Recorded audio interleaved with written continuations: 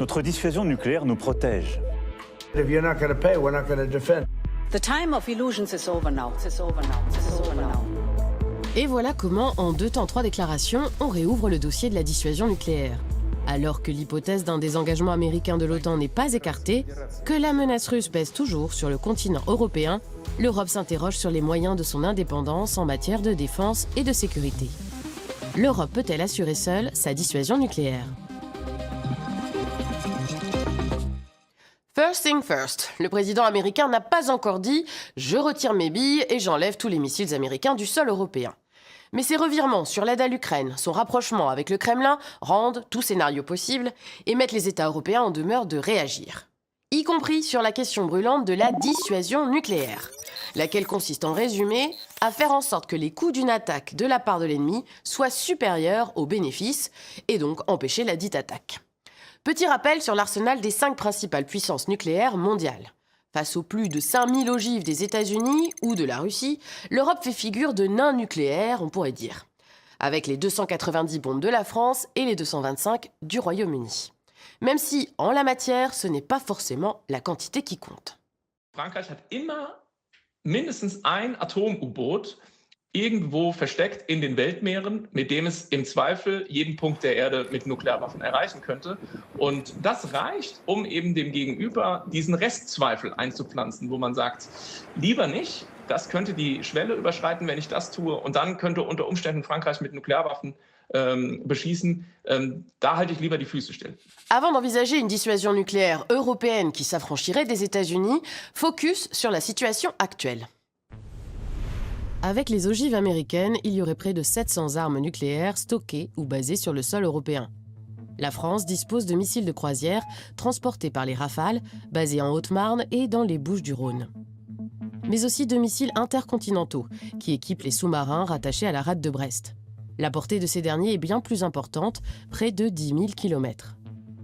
Les armes nucléaires britanniques sont toutes transportées dans des sous-marins, basés à l'ouest de l'Écosse. Enfin, les quelques 180 bombes américaines sont disséminées sur différentes bases aériennes en Europe. Pays-Bas, Belgique, Allemagne, Italie. La Turquie, en tant que membre de l'OTAN, héberge également des bombes américaines. Et c'est justement à travers l'OTAN que fonctionne la dissuasion nucléaire en Europe aujourd'hui, sur le principe du partage nucléaire. Un concept qui implique tous les pays membres de l'OTAN dans le déploiement, l'entretien et l'utilisation des armes nucléaires. Dans la pratique, seuls les États-Unis ont fourni des armes pour le partage nucléaire, sachant que chaque État détenteur de bombes nucléaires en conserve le contrôle exclusif. En clair, une bombe nucléaire américaine transportée par un chasseur allemand basé en Allemagne reste sous le contrôle des États-Unis, qui eux seuls disposent des codes d'activation. Pour les Britanniques, la situation est un peu différente. Si la décision de recourir à la bombe repose sur le seul Premier ministre, leur programme nucléaire reste très dépendant des Américains, notamment pour la conception, l'entretien et la modernisation des bombes nucléaires. Dans le cas d'un renversement d'alliance, si les États-Unis retiraient leur soutien aux Européens, l'arsenal britannique deviendrait très vite obsolète. La France, elle, est autonome sur tous les plans. Et d'ailleurs, qui a dit cette phrase ?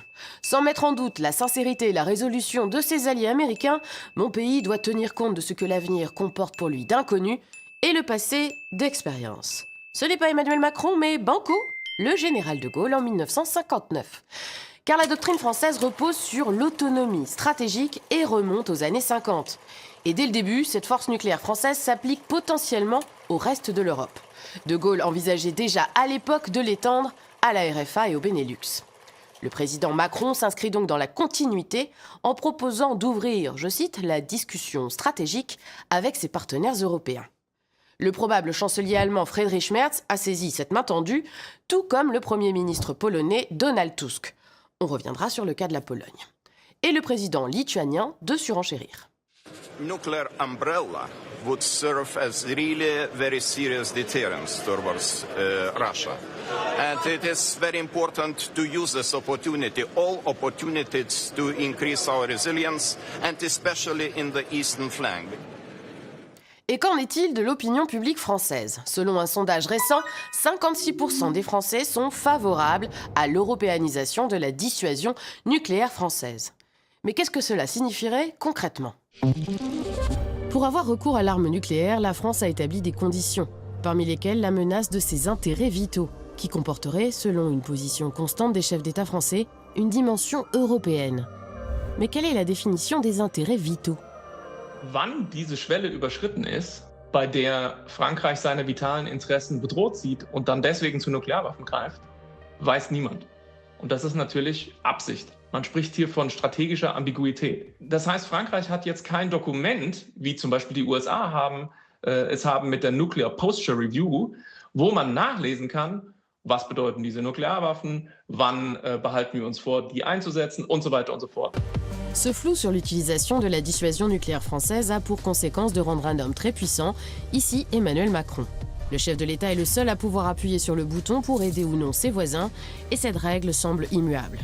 Quant au partage de l'arsenal nucléaire, cela n'est pas prévu pour le moment, car l'arsenal français est restreint et composé d'armes stratégiques particulièrement dévastatrices. Ces armes étant capables de détruire des villes entières, elles ne devraient jamais être utilisées. Les partager comporterait un risque. Les armes fournies par les États-Unis aux partenaires européens sont-elles des armes tactiques, plus facilement utilisables sur le champ de bataille? Pour les experts, inclure les pays européens dans la dissuasion nucléaire française prendrait des années. À quoi cela pourrait ressembler dans un premier temps? Es geht vielleicht erstmal um eine Annäherung. Es könnte zum Beispiel so sein, dass Frankreich mal gemeinsam mit anderen Staaten in Europa, Deutschland, Polen, gemeinsam übt. Dann kann man sich vorstellen, dass Frankreich auch mal Trägersysteme, zum Beispiel eben Rafale, Kampfflugzeuge mit nuklear bestückten Marschflugkörpern, woanders stationiert. Se pose alors la question du risque d'une dépendance à la France, mais également d'un risque pour la sécurité du continent, notamment si le pays bascule à l'extrême droite. Marine Le Pen et le Rassemblement national, par exemple, sont farouchement opposés au partage de la dissuasion nucléaire française. Alors permettez-moi de rappeler à nouveau que partager la dissuasion, c'est l'abolir. Le feu nucléaire, degré suprême de la souveraineté, est un absolu. Un absolu ne se relativise pas, sauf à ne plus exister. Résumons, l'Europe est donc à un carrefour. D'un côté, elle pourrait harmoniser sa dissuasion nucléaire sous le parapluie français. De l'autre, certains pays pourraient refuser de passer d'une dépendance à l'autre, de celle des États-Unis à celle de la France, et finalement développer leur propre arsenal nucléaire. Une option largement envisagée par la Pologne.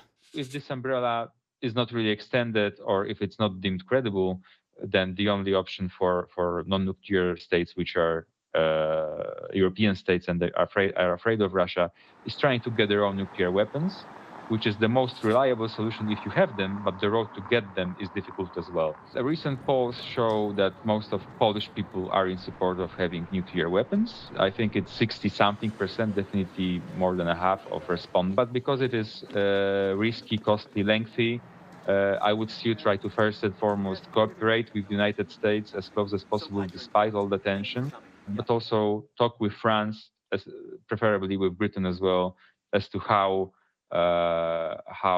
they can increase the level of protection for allies. Voilà, on a balayé à peu près tous les scénarios. Mais on répète ce qu'on disait au début, tout ça n'est qu'hypothétique, car les États-Unis n'ont pas encore annoncé le retrait de leurs armes nucléaires du sol européen.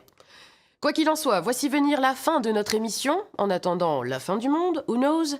Et vous le savez, pour la fin du monde, prends ta valise et va là-haut, sur la montagne on t'attend. Si vous avez la rêve de boomer, dites-le nous en commentaire. Portez-vous bien, tchuss et hasta luego.